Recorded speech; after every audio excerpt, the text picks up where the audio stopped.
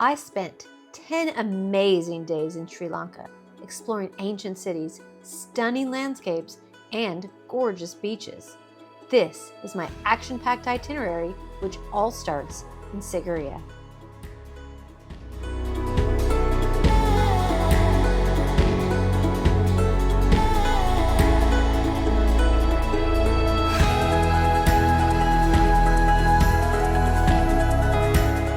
This massive column of rock, which, when seen from a distance, appears to be rising up out of the jungle, nicknamed Lion Rock, is the Sigiriya Rock Fortress.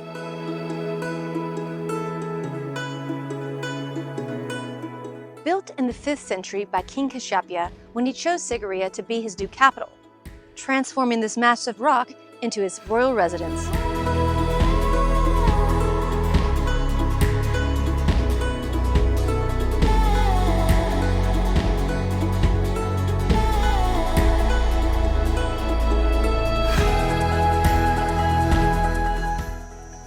Polonnaruwa is one of the most impressive and well-preserved sites in Sri Lanka. It served as the royal seat from the 11th to 13th century and was the centerpiece of the Sinhalese kingdom.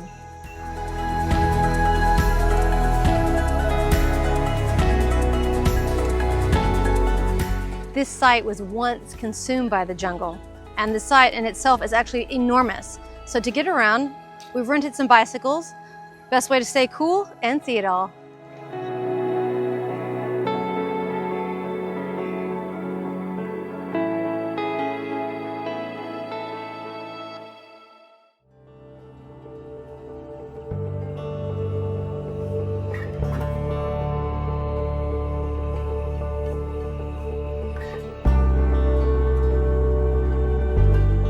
For a more off-beaten path experience, we're going to hike up Pidurangala Rock. I'm told there's some great views of Lion's Rock from the top.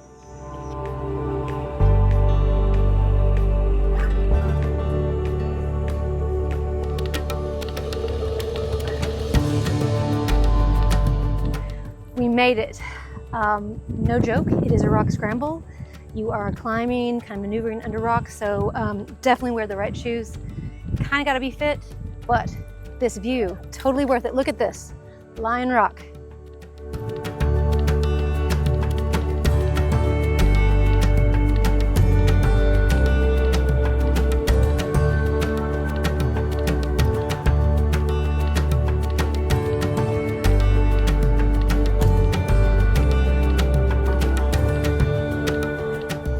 Another great spot to stop, and I don't normally throw in restaurants in my videos, but this place, soul food, it's epic. I mean, it's beautiful. And because I wasn't watching the sunset at the top of Pidurangala, I'm gonna watch it right here with Lion Rock in my background.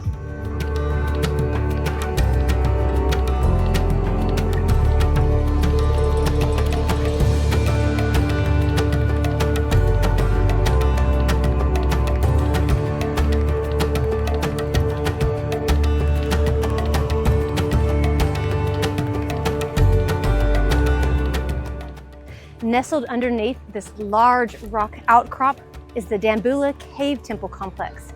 It is one of the oldest and best preserved cave temple complexes in all of Sri Lanka. It dates back to the 1st century and has been a continuing place of worship. Now, in each one of these temples, there are different pictures, reclining Buddhas. In totality, there's statues of 150 Buddhas, 4 deities, and 3 kings. And I'm gonna go check it out.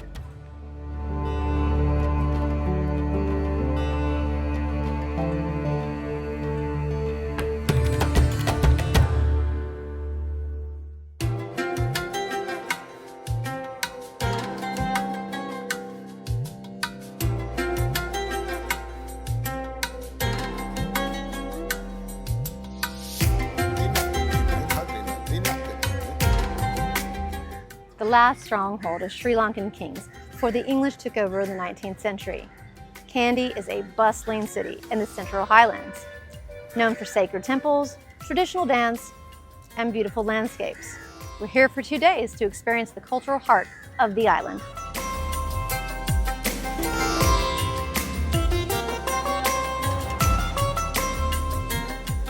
Housing what is Sri Lanka's most important Buddha relic is the Temple of the Sacred Tooth. Yes, that is right. I said tooth. It's this two-story shrine, which inside is a tooth of the Buddha. Now, they only take it out for special occasions. Sadly, this visit wasn't one of those, but you can check out the grounds as well as some other museums.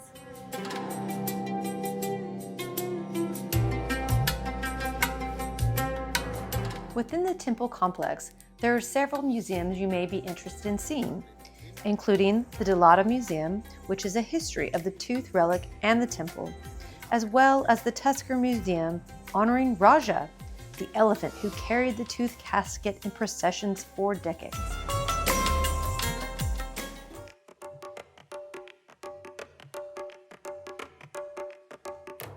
I'm at the Kandyan Cultural Arts Center. Arrived a little bit early. Hope there's more guests that come. But we're going to watch the Kandyan dance. Now this is a traditional dance of Sri Lanka. I'm not quite sure what to expect, but I heard it will be quite entertaining.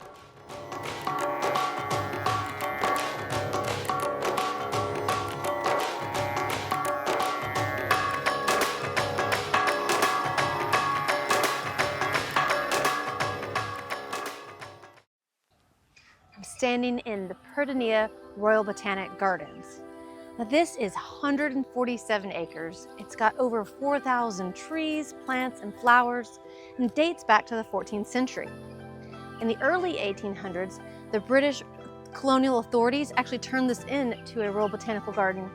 And interestingly, it has been supplemented with plants from Kew Gardens in London.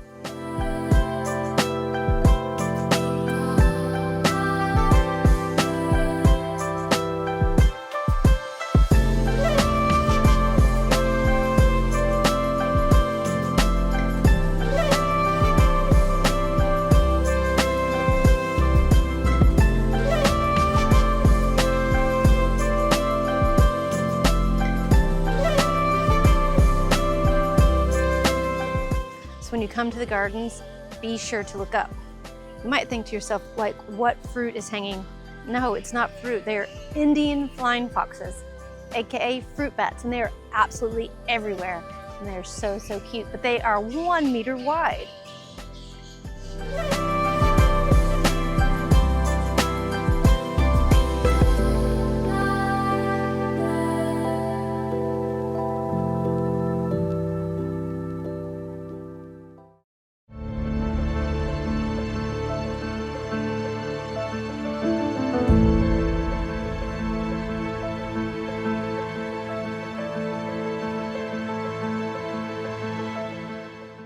I'm at the top of one of Sri Lanka's tallest Buddhist statues. You can actually walk all the way to about his shoulder level, but from here you get some amazing views of Kandy Lake.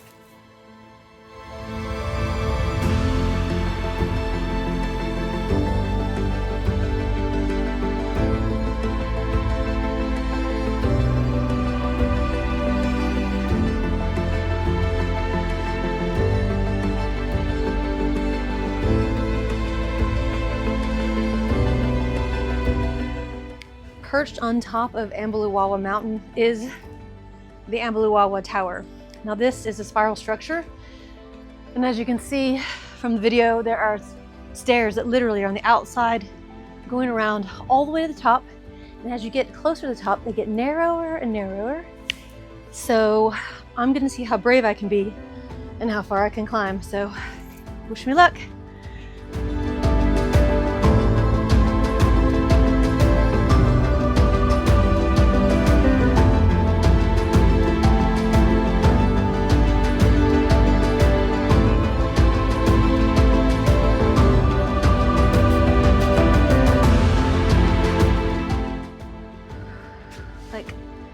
Literally in the clouds.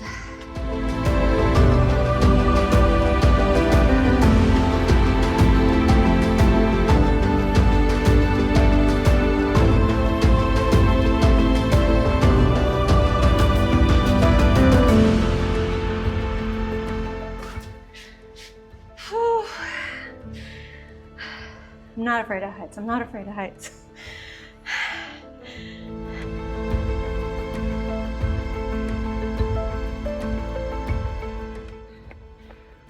That's it. Okay, man. I made it to the top. Woo! Woo! holding on for dear life. Christ of mercy.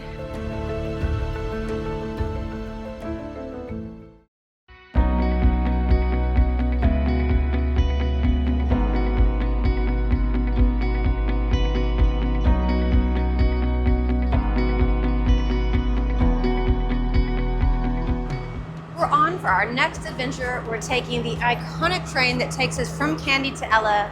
We're gonna pass through tea plantations, see some beautiful landscapes, and our train has just arrived. So I'm excited to get started.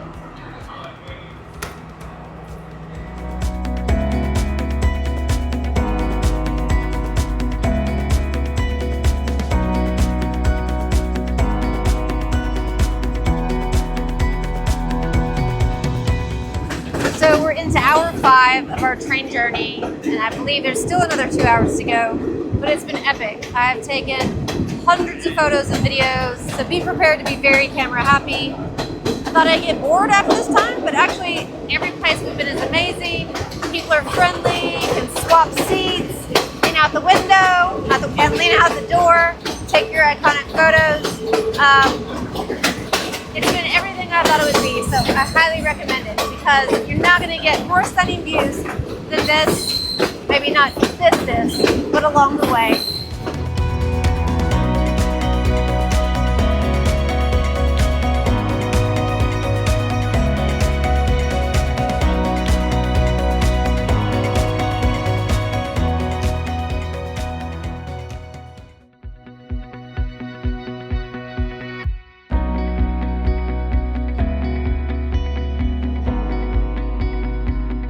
Behind me is the iconic 9-arch bridge.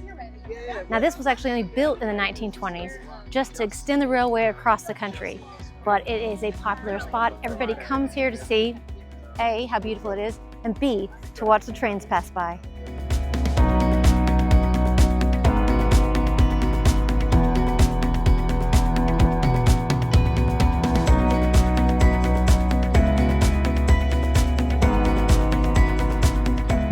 How often do you get to sit on the side of the train tracks and watch the train go by?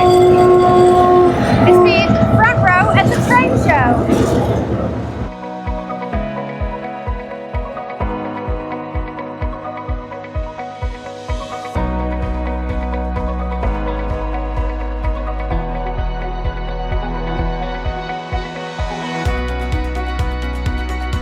As Sri Lanka is one of the world's largest tea producing countries, in fact it's 4th globally, we felt we had to come to a tea garden to see how it's grown, how they cultivate it, how they make it, and most importantly, we got to taste it.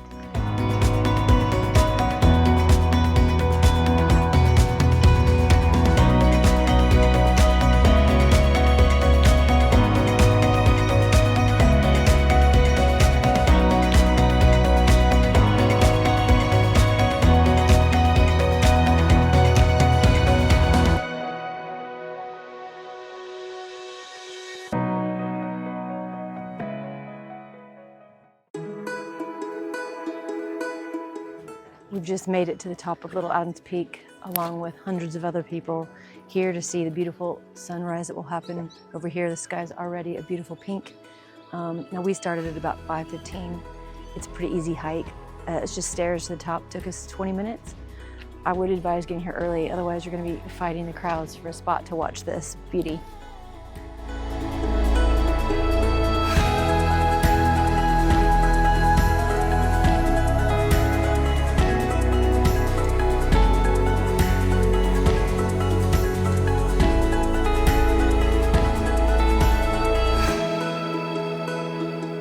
Wrapping up my final morning in Ella, and what could be more amazing than a breakfast with a view like this, overlooking the 9-arch bridge.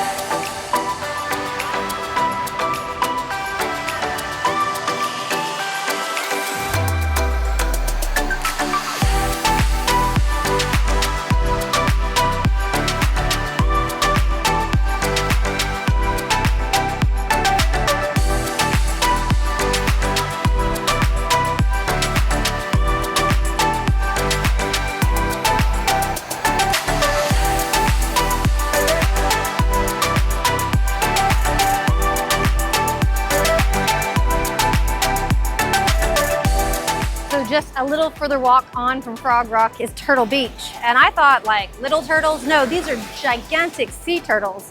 I thought it was a rock, but no, they come right up to you. Obviously, they're very used to people feeding them.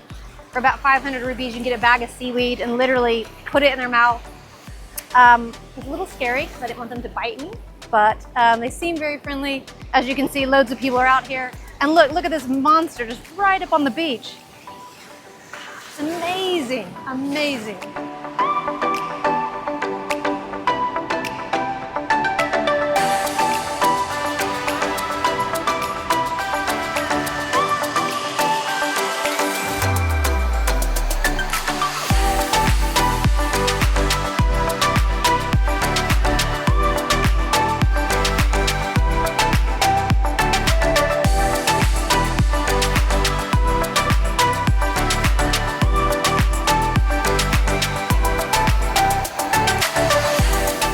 Common to this area is the traditional art of stilt fishing, where fishermen balance on wooden poles in the shallow waters. And for a small fee, you can try this yourself and put your balance and fishing skills to the test. If chill beach vibes with sunbeds, water sports, and bars are more your thing, be sure to check out Unawatuna Beach.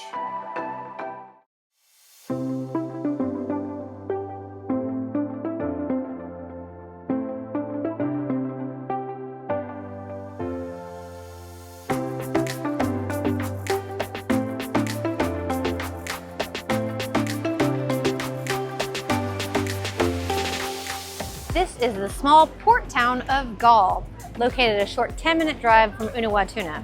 Now, it dates back 2,000 years, but came to prominence in Golden Age under the Portuguese who fortified the town. Then it was the Dutch who came in and built almost everything that you see today. And lastly, the English who had to come in and add their own little flair. But it's just a cute little town with tons of colonial buildings, loads of restaurants, and a great way to spend an afternoon.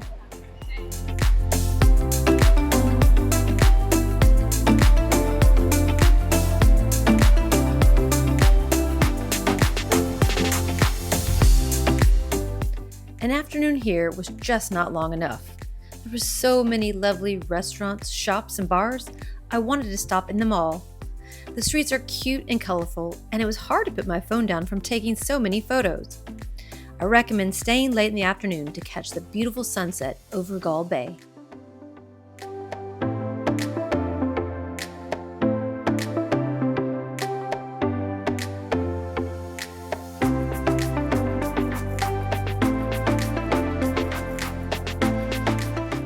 Our Sri Lankan cooking class in Galle was an experience I won't forget.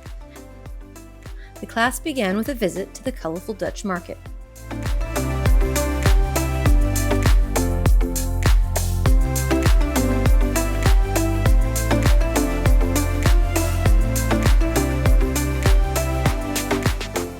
Everything we did was from scratch, from breaking and grinding the coconuts to making fresh curry paste. It was so well done, and I learned so much. It's hard to believe we were able to make 9 different curries.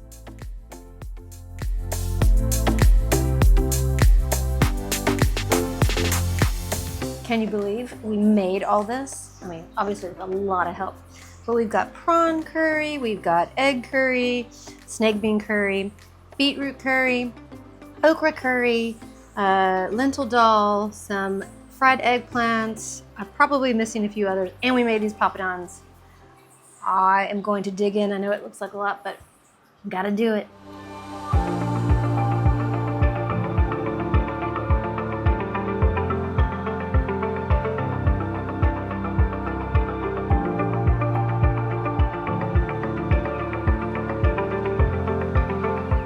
Known as the Gateway City, and also the capital of Sri Lanka, is Colombo. Most people don't spend a lot of time here and kind of use it as a bookmark for the first part of their trip or the end of their trip. Now, we spent one full day here before heading back, and I'm going to let you know all the things that we got up to.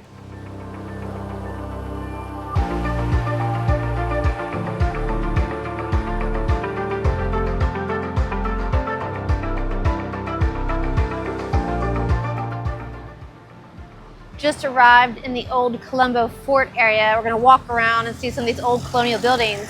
But right behind me is the old Colombo lighthouse and clock tower. An interesting fact I learned is that this clock was actually made by the same company that made Big Ben.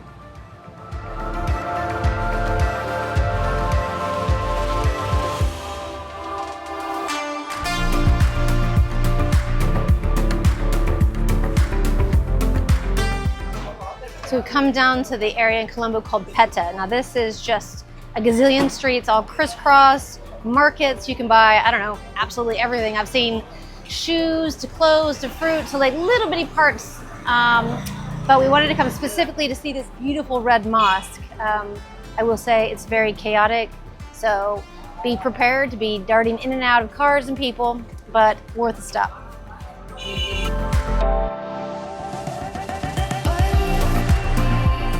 You can go inside the mosque outside of prayer hours as long as you're dressed appropriately. However, it is closed to visitors on Friday.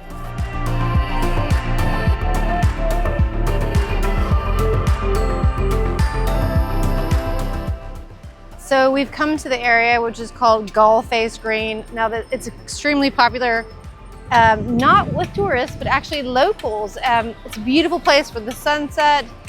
There's a couple of people flying kites now. If it was a really windy day, you'd see hundreds of kites. There's local stalls to get some food. Mall is nearby. And back in the day, this is where they're playing cricket. We actually passed by a couple of local cricket games as well, but beautiful way to spend your sunset in Colombo.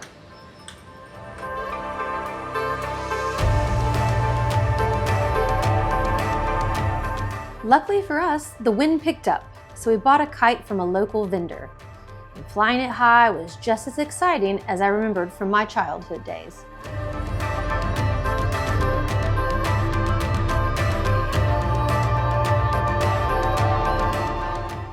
Be sure you're here later in the day, because watching the sunset from the green is beautiful.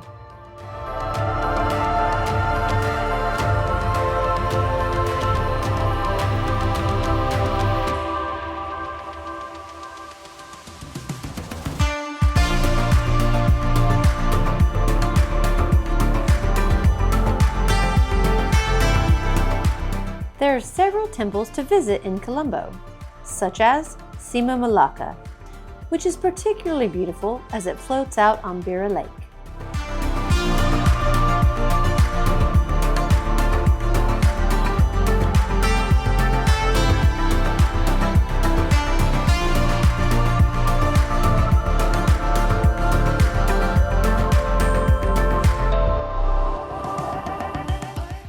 Gangramaya Temple is not only a place of worship, but has a vast collection of Buddha artifacts.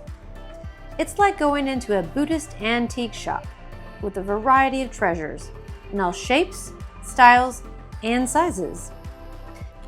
It also includes the smallest Buddha statue in the entire country. One of the newest additions to Colombo's skyline is the Lotus Tower. You can visit its 360 observation deck or just enjoy seeing it all lit up at night. It has been a wonderful 10 days in Sri Lanka. I have seen so much, from starting in Negombo to Sigiriya, down to Kandy, Ella, the beaches of Unawatuna, and a day in Colombo. Now I'm going to leave all my tips and recommendations in my blog to help you on your trip. And as always, please like and subscribe.